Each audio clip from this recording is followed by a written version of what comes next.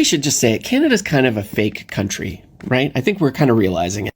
Like, we're in a situation, we have so many monopolies. Like, I just found out that Bell and Rogers are raising their cell phone plan prices. These are already the most expensive cell phone plans in the world. Canada, are you okay? Honestly, that's a serious question towards everyone living in Canada. All the leaders, institutions, and politicians in this country. Are you okay? Are we okay in Canada? We're going to talk about healthcare, the job market, and safety here in Canada. With that being said, let's dive straight into these videos today. I've never been so pissed off.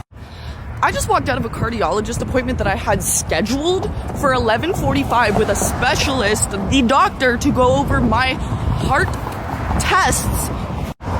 Tell me why I waited over an hour before I had to stand up in a full waiting room of people who had been there over an hour and say, hey, when am I gonna get seen by the doctor who was supposed to see me over an hour ago? To which she responds, sorry ma'am, I do not know. And then I'm like, okay, so rebook me for an appointment where I will be seen with the doctor when he said he would see me.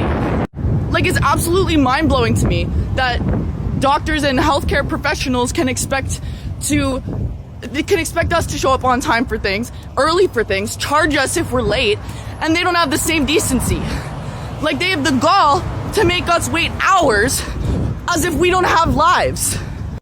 Oh, that's just Canada healthcare for you. Fuck off. And that's a walk-in clinic, right? So obviously it's going to be very busy. And the reason why walk-in clinics are so busy is because it's so hard to find a family doctor in Canada. Some people have to wait months to even a year to find a family doctor. Well, is anybody else out there? I'm just like down to the top with this government carny in Canada. I used to love this country, but now I'm sorry, I'm done.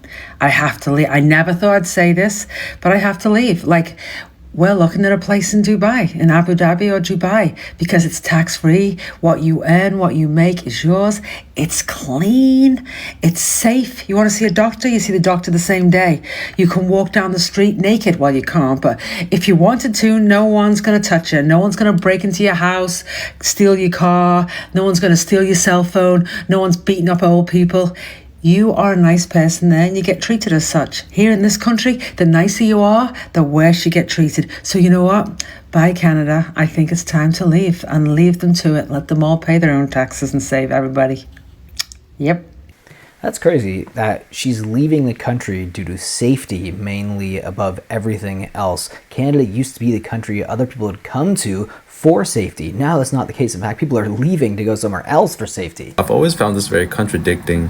But if you guys don't know, I'm from Canada, known as a first world country, and I went to Vietnam a couple months ago, known here as a third world country. And it's so fascinating because here, whenever I step outside, especially going to downtown, I see a whole street of people doing drugs, homeless, gangs, where in Vietnam, I didn't even see any of that.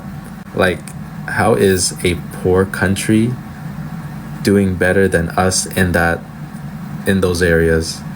We're known as a rich country, yet when you step outside, it feels like a third world country.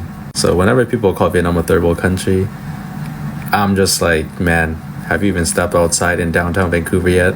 Because that feels like a third world country. And if one of your more expensive cities, actually probably the most expensive city in all of Canada, looks and feels like a third world country, you know you're in some trouble. I want you to know that half of me is incredibly happy to tell you this for the people who will be able to take advantage. And half of me is so incredibly paralyzed with fear to tell you this.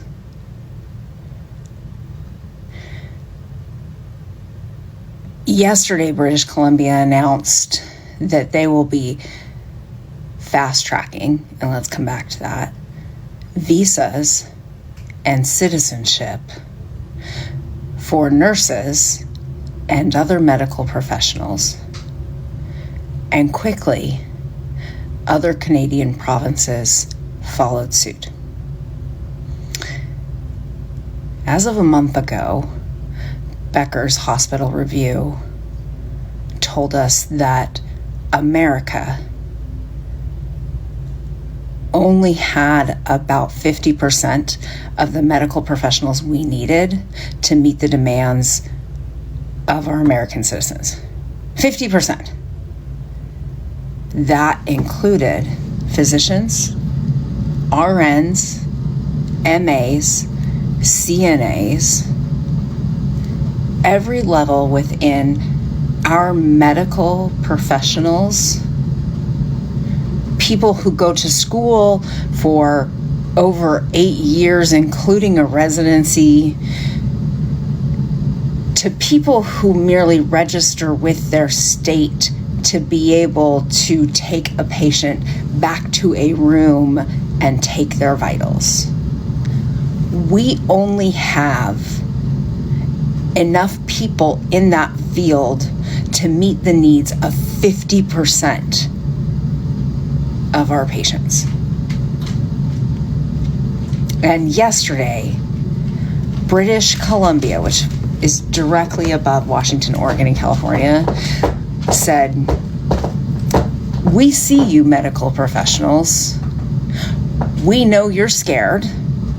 And so instead of it taking months to get a visa and apply for citizenship, which in the past could cost thousands of dollars, we see you, we hear you. It will only take days, and there will be negligible costs." That is really terrifying. The fact that they only have 50% of the needed demand and support for their healthcare professionals in British Columbia. That is really, really scary, considering it's one of the richest provinces in Canada with one of the biggest cities in Canada, Vancouver. So when that population gets sick and old, who's there to support them? Who's there to actually take care of them in their old age? We should just say it. Canada's kind of a fake country, right? I think we're kind of realizing it.